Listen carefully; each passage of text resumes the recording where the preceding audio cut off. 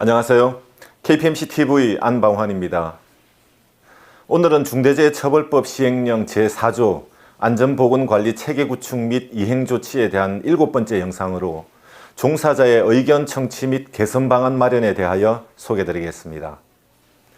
중대재해처벌법에서 종사자의 의미는 근로기준법상 근로자와 도급, 용역, 위탁 등 계약의 형식에 관계없이 대가를 목적으로 노무를 제공하는 자로 정의하고 있습니다. 따라서 조직 내 근로자보다는 확대된 의미로 해석할 수 있으며 자세한 내용은 인트로 후에 계속 소개드리겠습니다.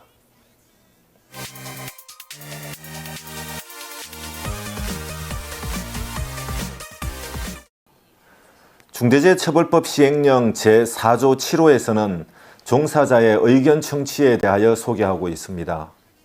따라서 사업 또는 사업장의 안전보건에 관한 사항에 대해 종사자의 의견을 듣는 절차를 마련하고 그 절차에 따라 의견을 들어 재해 예방에 필요하다고 인정하는 경우에는 그에 대한 개선 방안을 마련하고 반기 1회 이상 점검 후 필요한 조치를 하도록 정의하고 있습니다.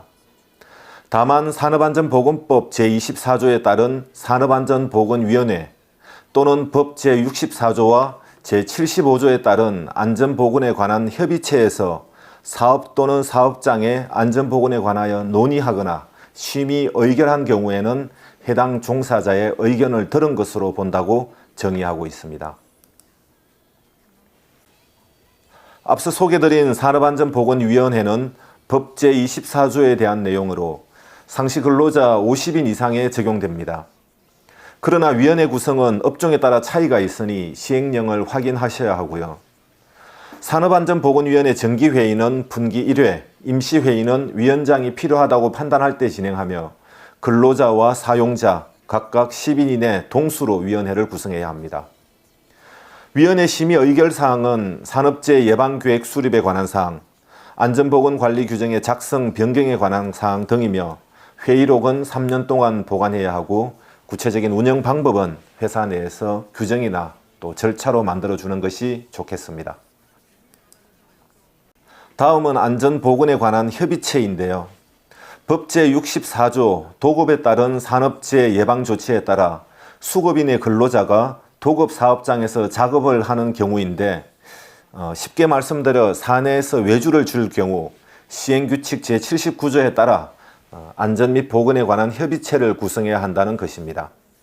협의체는 시행규칙 제79조에 따라 도급인과 거의 수급인 전원으로 구성하며 회의는 월 1회 이상 정기적으로 개최하고 작업의 시작 시간, 작업 또는 작업 간의 연락 방법, 재해 발생 시 대피 방법, 작업장 위험성 평가, 그리고 사업주와 수급인 또는 수급인 간의 연락 방법 및 작업 공정 조정에 대하여 협의를 해야 합니다.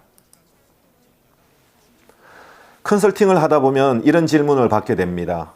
즉 ISO 45000 인증을 도입하는 기업에서 산업안전보건위원회의 운영 규정이 있을 경우 근로자 참여 협의에 대한 규정이 없어도 되는지, 반대로 근로자 참여 협의 규정이 있으면 산업안전보건위원회 규정이 없어도 되는지 여러분들 생각은 어떠신가요? 산업안전보건법 제24조 1항에서는 산업안전보건위원회 심의 의결사항으로 7가지 항목을 소개하고 있는데요. 심의는 ISO에서 협의, 즉 의사결정을 내리기 전에 의견을 구하는 것이고 의결은 ISO에서 참여, 즉 의사결정 과정에 근로자가 참여하는 것으로 해석할 수 있습니다. 따라서 산업안전보건위원회 심의 의결과 ISO의 참여 협의에 대하여 개념은 유사하다고 볼 수 있으나 내용적인 측면에서 차이가 있습니다.